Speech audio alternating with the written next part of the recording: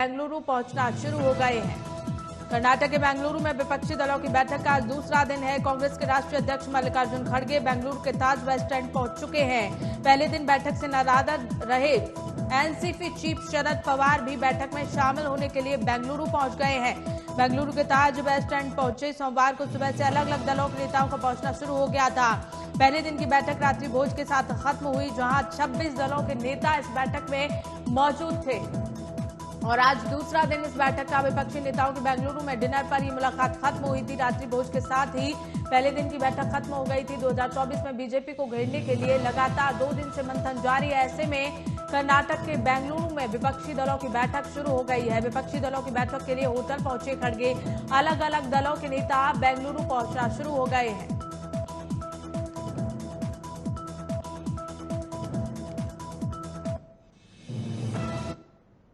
और इसी बीच एक और बड़ी जानकारी का रुख कर लेते हैं दिल्ली से, जहां विपक्षी दलों के सामने बीजेपी का शक्ति प्रदर्शन। दिल्ली में एनडीए की बैठक में नेताओं का जमावड़ा लगेगा। बेंगलुरु में दलों के जमावड़े के बीच दिल्ली में एनडीए की बैठक। बीजेपी ने पुराने और नए सहयोगी दलों को बुलाया। बैठक में क्षेत्रीय दलों से ताकत बढ़ाने की कोशिश में जुटी हुई है बीजेपी। एनडीए की बैठक में कई मौजूदा और बीजेपी के नए सहयोगियों की मौजूदगी देखने को मिल सकती है, क्योंकि सत्तारूढ़ दल बीजेपी ने नए गठबंधन बनाने और गठबंधन छोड़कर गए लोगों को वापस लाने की कवायद शुरू कर दी है और इस पर काम भी शुरू हो गया है। बीजेपी के अध्यक्ष जेपी नड्डा ने बीते सोमवार को बैठक में 38 पार्टी शामिल होने की बात कही थी।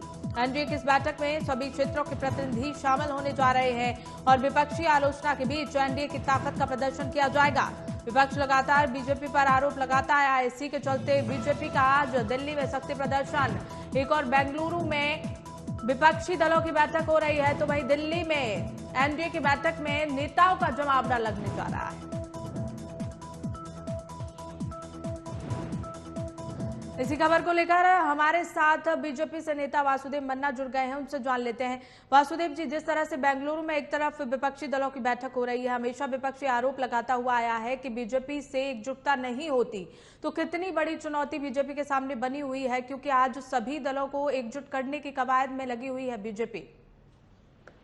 देखिए, बात ये है जी, हमारा ये रूटीन बैठक है और ये एनडीए का पहली बार तो बैठक नहीं होने जा रहा है। ये बैठक होते रहते हैं। तो ये बैठक तथा इलेक्शन आ रहे हैं तो उससे पहले भी होना जायज है, तो उसी नाते हो रहा है। लेकिन ये बीते कल जिस तरह से विपक्षी को बाहर देखने को मिला, सो कॉल्ड बाहर देखने को मिला, जहां भ्रष्टाचारी और अत्याचारियों को कतार हुआ है और बचाना अपना परिवार है, इसीलिए सारे कतार वहां पे भ्रष्टाचारी और अत्याचारी को अपना परिवार बचाने के लिए एकत्रित हो रहे हैं। लेकिन हम नरेंद्र मोदी जी का जो सेवा भाव लेके जन जन तक पहुंचे हैं, उसके साथ किस तरह से और आगे बढ़ा जाए, उसके योजना के तहत हम एक साथ एकजुट होते हैं और उसके तहत हम रखते हैं ये।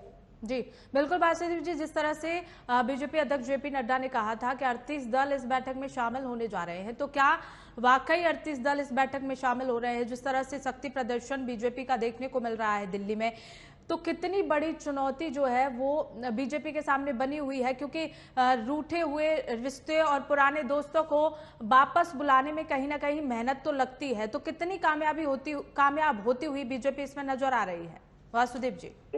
देखिए, हम नरेंद्र मोदी जी का नेतृत्व में जिस तरह से जन कल्याणकारी योजनाओं को जिस तरह से लोग जन जन तक पहुंचाए, उस मुद्दे को लेके हम सारे एक हैं और हम सब सहमत है। कल जैसे प्रेस कॉन्फ्रेंस में हमारे नड्डा जी ने भी कहा था, ये राष्ट्रीय अध्यक्ष माननीय जेपी नड्डा जी ने भी ये साफ किया था कि 38 दलों के साथ, घटक दलों के साथ हमारा बैठक संपन्न होने जा रहा है। तो हम इस मुद्दे पे चर्चा करेंगे कि किस तरह से और सकारात्मक तरीके से और जन तक पहुंचाने वाली जो योजना है उसको किस तरह से और आगे ले जा सके, जनता की सेवा। और ठीक है, जिस तरह से बेंगलुरु में विपक्षी दलों की बैठक हो रही है वासुदेव जी, लगातार आज दूसरा दिन है, क्या कहना चाहेंगे इस बैठक के बारे में? देखिए, इसमें कहना है भ्रष्टाचारी और अत्याचारी को कतार है, मोदी की नफरत में जार जार है और जब भी मौका मिलता है देश की संस्कृति को करते तार तार है, खाली बचाना अपना परिवार है। यही विपक्षी मीटिंग में आज हो रहा है। जी बिल्कुल, जिस तरह से तैयारियां विपक्षी दलों की देखने को मिल रही हैं, वासुदेव जी, क्या लगता है आपको कि 2024 में कड़ा मुकाबला होने वाला है विपक्षी दलों की ओर से और बीजेपी की ओर से, दोनों के बीच में? देखिए, एक तरफ नरेंद्र मोदी जी और विकास का मॉडल खड़ा है और दूसरी तरफ झूठ फरेबी, अत्याचारी और भ्रष्टाचारी सारे एकत्रित होकर उनका कतार खड़े हुए हैं। तो जनता ने ये दौर देखा था, 2018 में भी देखा था, ये जो सेल्फी वाला थॉट है ये 2018 में भी देखा था और उसी को दोहरा रहे हैं और जनता उसी को दोहराएगा जिस तरह से 2019 में भारी बहुमत से हमें आशीर्वाद दिए थे जनता ने। 2024 में तीसरी बार फिर से भारी बहुमत से आशीर्वाद देके तीसरी बार सरकार बनाने जा रहे हैं।